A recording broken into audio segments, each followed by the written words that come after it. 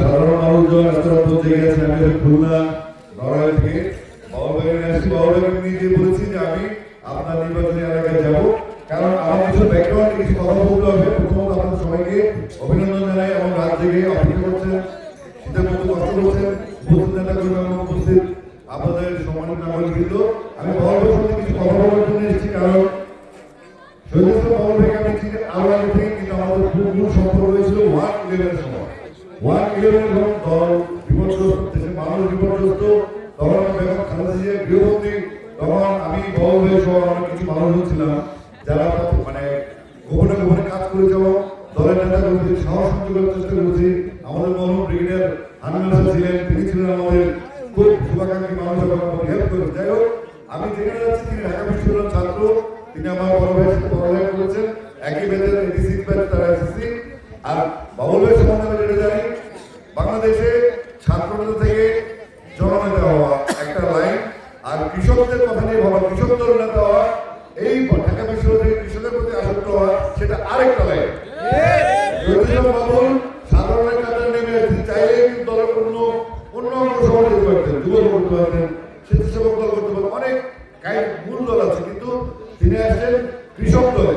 অর্থাৎ বাংলাদেশের মেরুদণ্ড হচ্ছে বাংলাদেশের কৃষক, বাংলাদেশের কৃষি। এটা হচ্ছে আমাদের মূল, আমরা বুঝি বা না বুঝি, এটা হলো আসল কথা। তবে আমার শ্রদ্ধা আসছে বাবুলের প্রতি, এবং আমি নিজে তাকে বলেছি তার ইতিহাস যেটা অত্যাচারিত, বিগৃহীত এবং বাংলাদেশে আমাদের সামনে আছে। গত 17 বছর যারা ছিল তাদেরকে দেখেছি নারী ভোট, দিনের ভোট, রাতের ভোট, মেঘা ভোট, কি কিছু ছিল। কিন্তু এই 17 বছর তিনি দেশে ছিলেন, আমাদের পাশে ছিলেন এবং এখনো আছে। আমাদের ভবিষ্যৎ চিন্তা করে কাজ করতে হবে। আমাদের কত সরকারের পরিণয় দেখতে হবে, তাদের নিয়ে সমালোচনা করতে চাই না। যারা পালাই গেছে তাদের নিয়ে কথা বলতে চাই না। যারা পালাবে না, যারা এখন আমাদের সামনে আছে, অতিথি ছিল, তাদের মধ্যে একজন বীর সেনানী ছিল বাবুল ভাই। আমার বয়সে ক্যারিয়ারের 3 বছরের বড়, কিন্তু আমার আজকে মূল উদ্দেশ্য নিজ থেকে এসেছে। আমি রাষ্ট্রকে বলতে ওনাকেও বলতে নেই। আমি বলছি ভাই, আমি যেহেতু আমার আসন 300, আমার কুমিল্লার সিট আছে, আমি নিজে বিএনপির কোনো পদ হ্যান্ডেল করি না, কিন্তু আমি শহীদকে আদর্শ সৈনিক, আমি বেগম জিয়ার সাথে রাজনীতি সুযোগ পেয়েছি। বাবুল ভাই আমরা একসাথে, আমাদের কমরেড, আমরা একসাথে কাজ করেছি।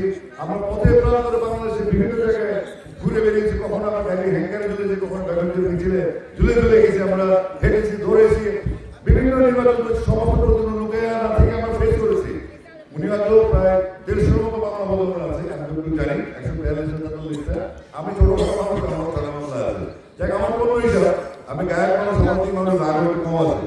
তো আপনারা যে এলাকা আছেন বলতে চাই, আজকে মূল উদ্দেশ্য হচ্ছে আজকে বাবুল ভাই এই ফরিদপুর, এই চরভদ্রাসন, ভাঙা এবং সদরপুর যে কর্মসূচিতে আছেন, তার মতো অনেক নেতা আছেন যারা বাংলাদেশের বিভিন্ন কর্মসূচিতে কাজ করছে এবং ভবিষ্যতে একটি হবে। এখন কথা হচ্ছে আপনি কাকে খুঁজবেন, আপনার কথা বলার জন্য খুঁজবেন কাকে? আপনি যাকে পাবেন তাকেই বুঝতে হবে। আপনার নেতা থাকবে 6 মাস, 6 মাস ঢাকায়, মাঝে মধ্যে থেকে আসবে, মাঝে মধ্যে খবর নেবে, মাঝে মধ্যে সে কাম দিয়ে যাবে। তাদের জন্য তখন জন্ম হয়নি। আমাদের জন্ম হয়েছে আমাদের অধিকার নিশ্চিত করার জন্য। এক ভোটের যে অধিকারটা সারা দেশের মানুষের একটাই ভোট। আপনার যে ভোট, রাষ্ট্রপতি যে ভোট, প্রধানমন্ত্রী যে ভোট, এই ভোটটা অনেক মূল্যবান। এই ভোটটা যদি একটা আমানত আপনার কাছে, আপনি সব চোদ্দ পাখি, শীতকালের পাখি, সারা বছরের যে পশু চললাম আমি, আমরা পশু, আমরা গরু, আমরা কেন থাকি? বাড়িতে থাকি আমরা গৃহপালিত পশু। কেন জানেন? আমাদের পাবেন সুখে দুঃখে। আপনি আসলে পাখি সাইডে থেকে খাইয়া যাবে, জানি না ধান চলে যাবে, আবার অতিথি পাখি। সুতরাং যে মানুষটা বাবুল ভাই এখানে আছেন, আমি আজকে এখানে আসার মূল হচ্ছে ওনার কনসেন্ট্রেট সিস্টেমে আসার কথা। 300 আসন হয়তো আমি সর্বোচ্চ 50 জনকে খাবার করতে পারবো। আমি যদি আগে খুলনা থেকে সরাসরি আসছি, কর্মসূচি একটা মিলিত জেলার জন্য বাংলাদেশে কঠিন একটা সময় দিকে যাচ্ছে বাংলাদেশ।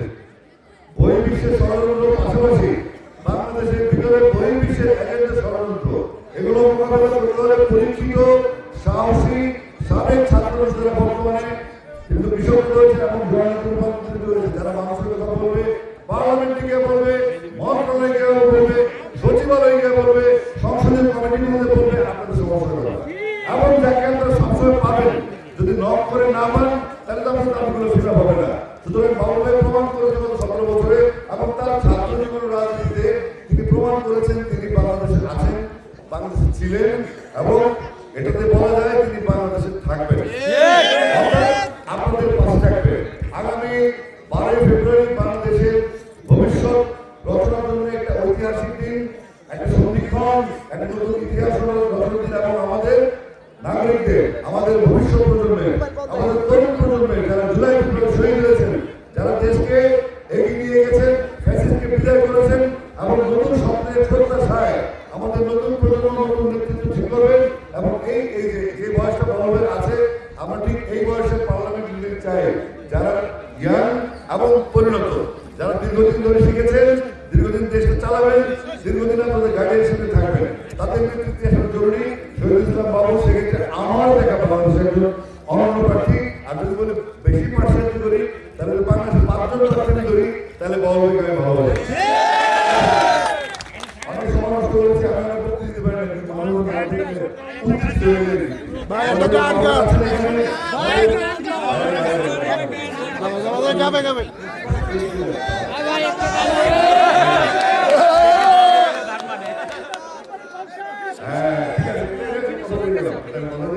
ইনশাআল্লাহ আমার আগে কথা ছিল সমস্যা এখন করেন না, এখন আমরা ইলেকশনটা করি, ইলেকশনের পরে আমরা যখন আমরা বিজয় সবে আমরা মেম্বার অফ পার্লামেন্টের বড় হয়ে আমার বড় দায়িত্বের জন্য আসছে, তখন নিশ্চয়ই বড় করে কনসাল্ট করবো আমার সাথে আর অনেকে আছে। তো আমাদের মূল থাকলো শুধুমাত্র এই ফরিদপুর ভাঙা সদরপুর নয়, সারা বাংলাদেশের 300 আসনে বাংলাদেশ জাতীয়তাবাদী দল এবং তাদের জোটের যে প্রার্থীরা আছেন এবং আমাদের ফরিদপুরের অন্যান্য আসনে যে প্রার্থীরা আছেন আমাদের, তাদের সবার প্রতি আমি শ্রদ্ধা রেখে বলছি, আমাদের আগামী ইলেকশনে পার্লামেন্টের নিশ্চিত করতে হলে আপনাদের সহযোগিতা একাগ্রভাবে কাম্য। আপনারা আপনাদের ভোটারের আপনার যে ভোটটা আছে সেটা মূল্যটা একটু বুঝবেন, এটা আমারও আপনারা বিচার করেন। বড় ভাই নিজে বলছে আমাকে প্রয়োজনে ভোট দিন না, কিন্তু ভোট দিতে যাবেন এবং আপনাদের ভোটটা সঠিক জায়গায় যেন ভোটটা পড়ে, যেন সঠিক মানুষ ভোটে নির্বাচিত হয়ে সংসদে এসে আপনার কথা বলতে পারে, আপনাদের কথা বলতে পারে, আপনাদের এলাকার কথা বলতে পারে। তো সব মিলিয়ে আমি আবার আসবো, হয়তো আমার 8 তারিখ রাতে আমার পুজোর কারণে আমরা কাজ করে বাংলাদেশে করে আছি।